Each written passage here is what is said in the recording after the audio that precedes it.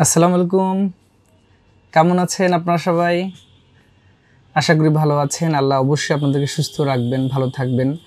তো যাই হোক বন্ধুরা, আজকে একটা একটু ডিফারেন্ট বিষয় নিয়ে কথা বলবো।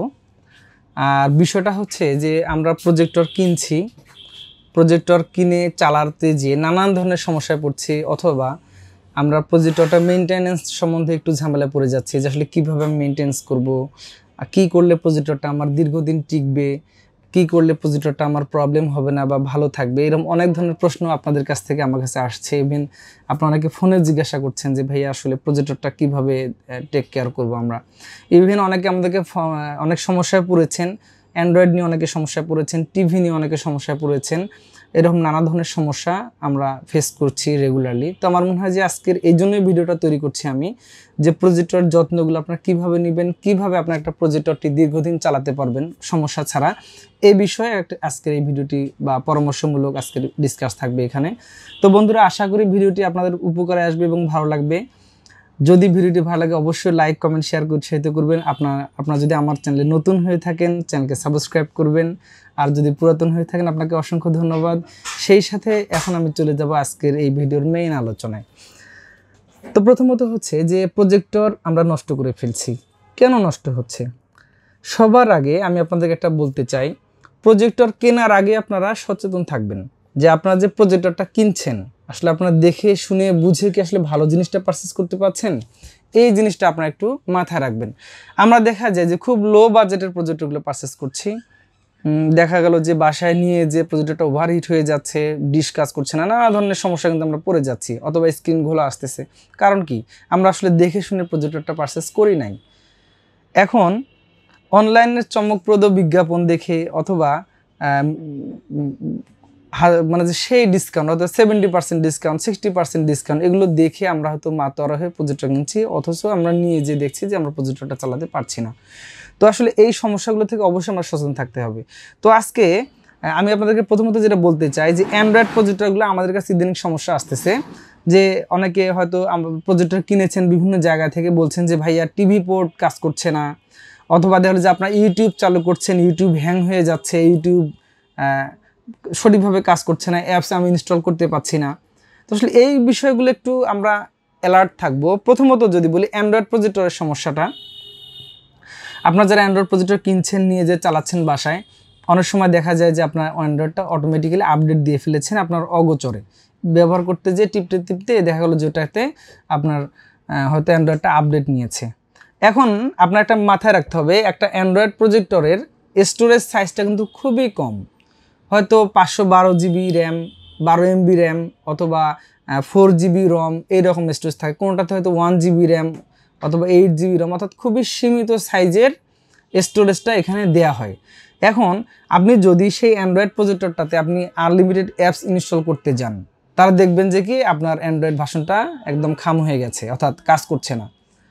অথবা দেখবেন যে আপনি অ্যাপস ইনস্টল করেছেন, হয়তো বিভিন্ন ধরনের অ্যাপসগুলো ইনস্টল করেছেন, আপনার ইউটিউব কাজ করছে না, ইউটিউব চালু হইতে যে ধাপ করে আবার বন্ধ হয়ে যাচ্ছে। এরকম সমস্যাগুলো কিন্তু আপনারা ফেস করবেন। এগুলোর কারণ হচ্ছে যে আপনারা হয়তো নিয়ে যে আপডেট দিচ্ছেন, অথবা আপনারা বাড়তি কোনো অ্যাপস ইনস্টল করার চেষ্টা করছেন।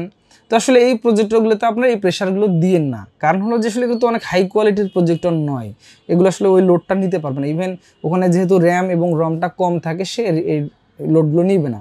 সো আপনারা অবশ্যই যদি আপনার প্রজেক্টরটাকে ভালো রাখতে চান, অ্যান্ড্রয়েড প্রজেক্টর বিশেষ করে, সেগুলোতে অবশ্যই কোনো অ্যাপস ইনস্টল করবেন না বাড়তি। ইভেন আপনারা কখনো আপডেট দিবেন না। যদি আপনার আপডেট দিয়ে ফেলেন, ওর স্টোরেজের বাইরে চলে যায়, কাভারেজ করতে না পারে সেই স্টোরেজ, তাহলে আপনার এই প্রজেক্টরটা ক্ষতিগ্রস্ত হয়ে যাবে, অ্যান্ড্রয়েড ফাংশনটা আর কাজ করবে না। আচ্ছা, এরপরে অনেকে প্রবলেম করছেন যে ভাইয়া টিভি দেখতে পাচ্ছি না, টিভি স্ক্যান করে আসতেছে না, টিভি দিলে হ্যাং হয়ে যাচ্ছে, এরকম সমস্যা। তো আসলে অনেক সময় এটার কারণ যেটা হয়, আমাদের ডিশের লাইনে কিন্তু অ্যাকচুয়ালি সার্কিট ব্রেকার হয় না, অর্থাৎ আকাশে যখন বজ্রপাত হয়, আপনি হয়তো প্রজেক্টরটাতে ডিশের লাইন লাগিয়ে রেখেছেন, এদিকে আকাশে হয়তো বজ্রপাত হয়েছে, তো এই দেখা গেল যে তাতে করে প্রজেক্টরটা আর্থিংগত ইস্যুর কারণে প্রজেক্টরের টিভি ফাংশনটা নষ্ট হয়ে গেছে। তো দেখবেন যে এই কারণে আপনি টিভি চালাতে গেলে আসবে না, টিভি হ্যাং হয়ে যাবে, বা টিভি ফাংশনটাই কাজ করবে না। সো অবশ্যই আপনার যখন ডিশের লাইনগুলো ব্যবহার করবেন, ব্যবহার শেষে অবশ্যই প্রজেক্টর লাগিয়ে আর রাখবেন না, আপনার অবশ্যই লাইনটা সবসময় আনপ্লাগ করে রেখে দিবেন। এটা একটা ব্যাপার। তো এরপরে আমরা যেটা দেখি যে অনেক সময় আমাদের প্রজেক্টরের যে ডিসপ্লেটা আছে এগুলো আমরা মুছতে যাই, অনেক সময় মুছতে যেয়ে কি হয় ওখানে স্ক্র্যাচ পড়ে যায়, ঘোলা হয়ে যায়, ডিসপ্লেটা আপনার সামনে অনেক দাগ এসে যায়। তো আমরা যখন এই ল্যাপটপের এই প্রজেক্টরের যখন আমি ডিসপ্লেটা পরিষ্কার করতে যাব, অবশ্যই সেখানে খুবই স্মুথ সফট সুতি কাপড় দিয়ে উষ্ণ অবস্থায়, ধরুন হচ্ছে যে বিভিন্ন ধরনের ক্লিনারগুলো আছে, সফট ক্লিনার, ওগুলো হয়তো একটু দিয়ে হালকা একটু সফট করে নিলেন, নরম করে নিলেন সুতি কাপড় দিয়ে, তারপর আপনি হালকা করে আলতো করে প্রজেক্টরের ডিসপ্লেটা আপনি মুছতে পারেন।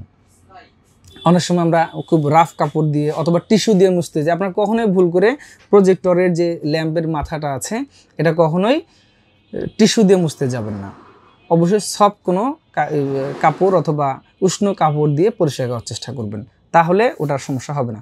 ইভেন আপনার ওটা যদি কভার থাকে ব্যবহার শেষে অবশ্যই আপনি কভারটা লাগিয়ে দিবেন। তো এই বিষয়টা একটা মাথায় রাখবেন। তো এছাড়া আসলে আরও অনেক ব্যাপার আছে, যেমন হিটিং একটা ইস্যু থাকে প্রজেক্টরের। আপনারা বেশি করে দেখবেন যে চাইনিজ যে প্রজেক্টরগুলো আছে ওভারহিট হয়ে যায়, আমরা হয়তো আর কোনো দিক খেয়াল না করে আমরা চালাচ্ছি। তো এই কারণে যেটা হয় যখন একটা প্রজেক্টর ওভারহিট হয়ে যাবে, এটা কিন্তু একটা অবশ্যই নেগেটিভ সাইড।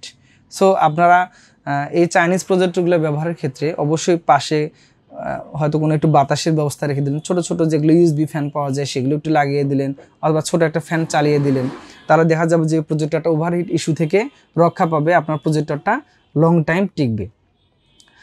তো এইরকম আরও নানা ধরনের ইস্যু থাকে। তো আমরা অবশ্যই প্রজেক্টরগুলো ব্যবহারের ক্ষেত্রে একটু সচেতন থাকব। এরপরে আমরা যখন ক্যাবেলিংগুলো করতে যাব অবশ্যই যত্ন সহকারে কেবলগুলো লাগিয়ে দিব। তারপর হচ্ছে আর একটা আমি বেটার পরামর্শ দেওয়ার চেষ্টা করছি, আমরা যারা অ্যান্ড্রয়েড টিভি একসাথে প্রজেক্টরগুলো নিচ্ছি, আমরা পারলে এই জিনিসটা আমরা অ্যাভয়েড করার চেষ্টা করি। এটা আমার মনে হয় ভালো প্র্যাকটিস হবে। আপনারা যেটা অ্যান্ড্রয়েড প্লাস টিভি একসাথে নিচ্ছেন না নিয়ে হয়তো আপনি বেসিক প্রজেক্টরটাই নিলেন, ধরি আমরা যেমন এখানে CL760 প্রজেক্টরটা আছে, এটা অ্যান্ড্রয়েড ছাড়া শুধুমাত্র টিভি দেখা যাবে। সো এটাকে আপনি অ্যান্ড্রয়েড করার প্রয়োজন হলে একটা অ্যান্ড্রয়েড স্মার্ট টিভি বক্স নিয়ে নিলেন, তাহলে দেখা যাবে যে কি ওই প্রজেক্টরটার উপরে এক্সট্রা ঝুঁকিটা থাকবে না। তো আপনারা চাইলে অ্যান্ড্রয়েড প্রজেক্টর বানানোর জন্য একটা অ্যান্ড্রয়েড টিভি বক্স নিতে পারেন। এটা আপনার প্রজেক্টরের লাইফটাকে আরও বাড়িয়ে দিবে, অর্থাৎ প্রজেক্টরের যে নষ্ট হওয়ার ঝুঁকিটা, এই ঝুঁকিটা থেকে আরও কমে আসবে। তো বন্ধুরা, এগুলোই ছিল আজকের মোটামুটি বলার। আরও যদি আপনাদের কোনো কোশ্চেন থাকে অবশ্যই কমেন্ট বক্সে জানাবেন, আমি উত্তর দেওয়ার চেষ্টা করব।